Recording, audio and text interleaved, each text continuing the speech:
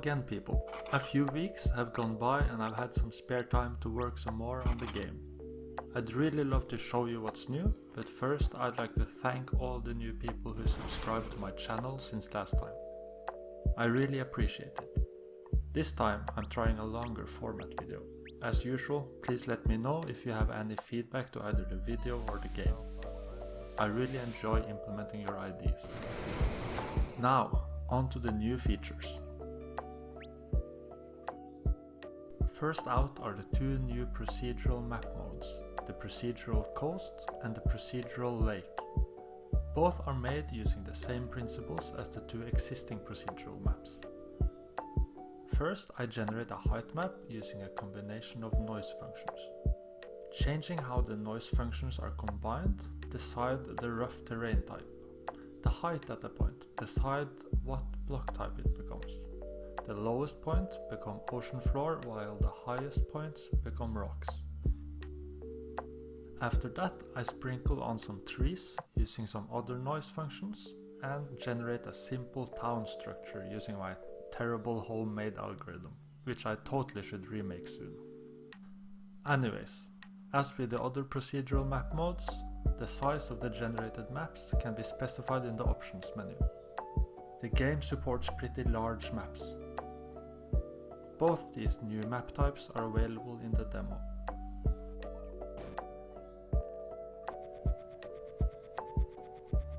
Next up is the RC helicopter. It's a weapon that allows you to scout and harass your opponents from a safe location. The helicopter only carries 2 rockets, so use them sparingly. In a pinch, the helicopter can also be crashed into your opponent for extra damage. But be careful, the helicopter is quite easy to shoot down. Try to ambush your opponents from the rear or from the sides where they can't see you. I've also spent some time reworking the ocean graphics. I struggled with making the effect both run smoothly and look good. After a few days of pain, I ended up learning about fragment shaders and how they can be used with SFML, which is the graphics library I'm using. I think the new effect looks a lot better than the old one, and it now renders waves on top of the shallow water regions, which previously looked a bit like ice. I'm still a total noob when it comes to shaders, so this effect will probably be further worked upon in the future. I've also added more info pop-ups.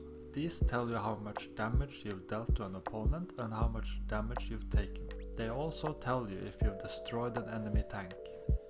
In me at least, they also seem to trigger some sort of reward signal in my brain. It's pretty satisfying to see the numbers pop up.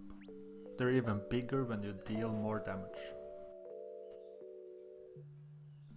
As suggested by a viewer, the camera system has been reworked.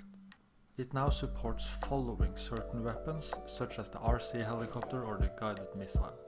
It's now also filtered, providing smooth transitions between the different views. I'm actually really happy how this turned out.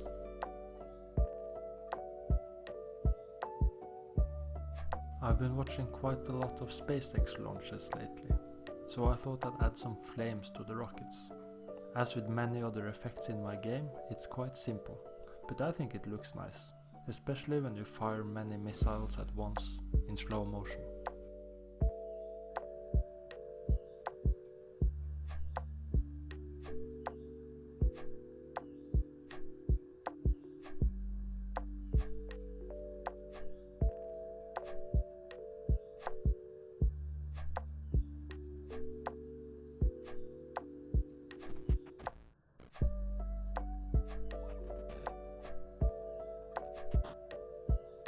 This video is getting kinda long, so I'll try to finish up. The heavy tank can now crush smaller tanks. It makes the heavy tank coming towards you quite a scary sight. I've also added gameplay tips during the loading screens. I'll try to write more of these over time. So that's it for now. The updated demo version is available on my itch.io page. If you know someone that might be interested in following the game's development, I'd love it if you told them about it. Have a nice day.